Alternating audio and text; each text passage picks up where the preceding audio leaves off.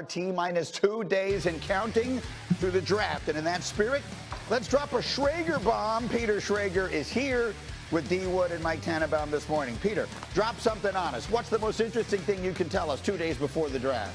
Greeny, I've been sitting on my couch watching NBA, watching you guys, texting every GM and every coach, and I will tell you this, around the league, the Titans, they're not listening to trade offers. However, there have been phone calls made to both the Browns at 2 and the Giants at 3 with the intention to move up from several different sources telling me there are teams who are looking to get up in this draft to either the 2 or the 3 spot. The assumption being to move up to the 2 or the 3 spot, it would be for Abdul Carter, Travis Hunter, or the running back, Ashton Genty, who everyone expects to go somewhere in that 5 to 7 to 8 range.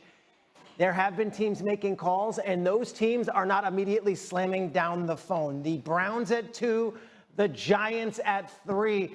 Everyone assumes it's going to be chalk, that this is going to go Cam Ward, it's going to go Travis Hunter, it's going to go Abdul Carter. Not so fast. I think the 2 spot gets very interesting if the Browns are listening to a Godfather deal for them to trade back and someone to trade up into the top 3. There's so many things about this that I find interesting, and one of them immediately, Mike T., the thing that I immediately go to is the Giants at 3. They're looking to get they most likely would like to get a quarterback, and they keep using the word value. I've heard Joe Schoen use the word value a million times. Maybe there isn't value in taking a quarterback at 3. Maybe you vacate 3, you accumulate a bunch of other picks of some sort, and you still get the quarterback that you want a little bit later down the road. That's what it sounds like to me. What does it sound like to you? Greedy, I agree. And let's be clear about what Peter is saying. When you're talking about transformational trades like the Giants possibly to get a quarterback, those trades are agreed to today and tomorrow. They are executed on the clock. I made some big trades going up from Mark Sanchez, Darrelle Revis. Agreement and principles with the other team are made ahead of time. They're too important. They're too big. You need the head coach, the owner, and the GM on the same page. So if a big trade like Peter is saying actually happens, Greeny, I would expect very quietly that it's agreed to at some point today or tomorrow. And then by the time we get to Thursday night, it's simply executed. If I'm the Giants, I want to get a quarterback in the future. They didn't take one last year when 6 went in the top 12. So if they could slide back and get a quarterback and get some extra picks, that makes a lot of sense. I mean, it makes sense because maybe 3 is too high and you're worried about waiting until the second round. So you got to find some place in between. If you can do that and add picks, it would sound pretty good to me. What do you think? Yeah, listen, I think if you're one of these teams that's looking to trade, in the whether it's a 2 or 3 spot, you're doing it because there's only a couple blue chip playmakers in this draft. Yeah. Most people would talk about, Carter, Travis Hunter, and then you talk about Ashton Genty. So I think when you look at this draft overall, obviously we've been talking about the quarterback position, but most of these prospects in this draft, particularly in the first round, these guys are high-end starters. We don't consider them blue chip type players. So if you're going to trade up, go trade up for the best. Go trade up for guys who are true difference makers in this draft. Mike T., the price tag is something I'm interested in. We've become accustomed to seeing these high picks traded because teams are going up to get quarterbacks. There's a quarterback tax that exists in the NFL. If teams are going up ostensibly to get Travis Hunter or Abdul Carter, is the price tag the same? Yeah, Hebo made a good point this morning when Houston went from 12 to 3 2 years ago. Go get Will Anderson. They took Stroud and then Anderson.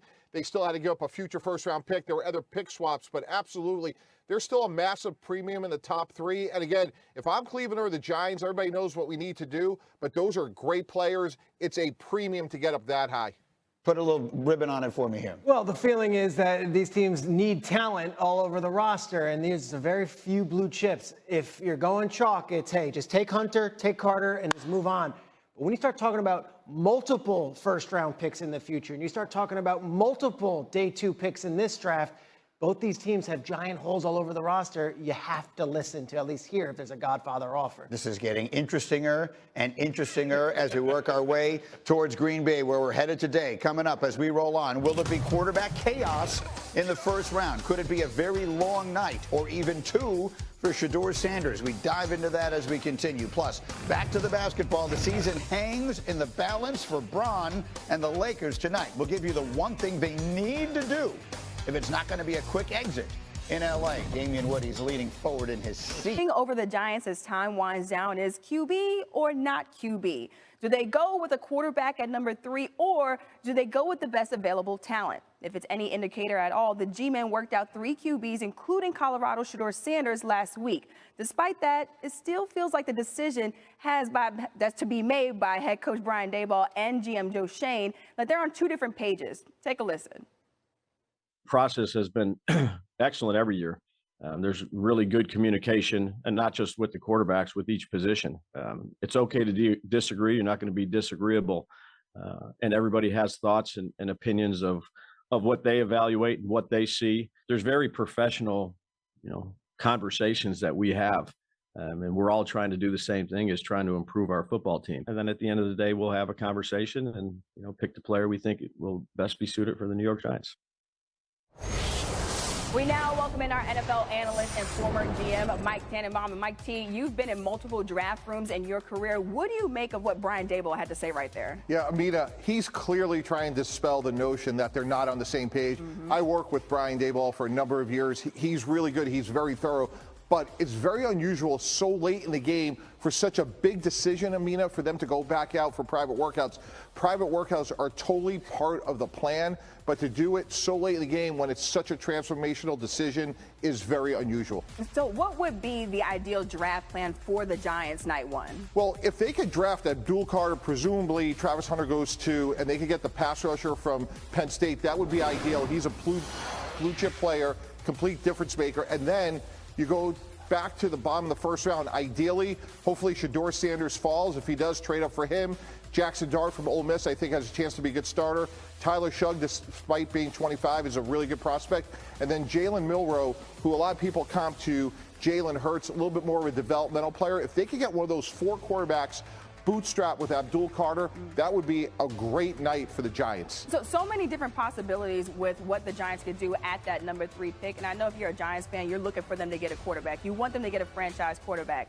However, obviously you talk about Abdul Carter, one of the best talents being there, also Travis Hunter as well being on the board too. Which way do you go if you are the Giants? Yeah, for those blue chip difference makers, Travis Hunter, Abdul Carter, clearly positionally the 2 best players in the draft. And then again, they need a little luck, but one of those 4 quarterbacks, Amina, should be there towards the bottom of the first round, trade back up, and now you get a great player, and hopefully from a Giants standpoint, you're a quarterback of the future. Yeah, with the Giants picking at 3, it's their 8th top 10 pick in the last 10 drafts, the most in the NFL in that span. More with Mike T in a bit. The draft just 2 days away. All right.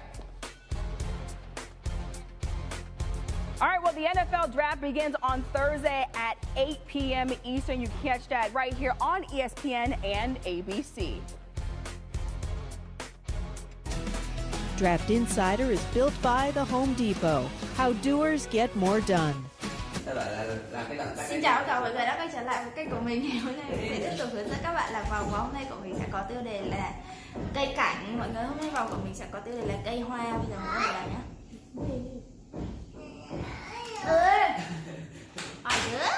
Ok, lấy lên cho bạn cái tạo nhiều kiểu vào, tạo tay nữa, là tự